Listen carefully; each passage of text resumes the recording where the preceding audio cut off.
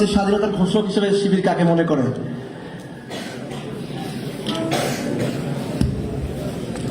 দেখুন, আমরা রেডিওতে যেটা শুনি অথবা যেটা শুনতে পাই, জিয়াউর রহমানের কণ্ঠটা শুনি, রাইট? কণ্ঠস্বরে যেটা ঘোষণা করা হয়।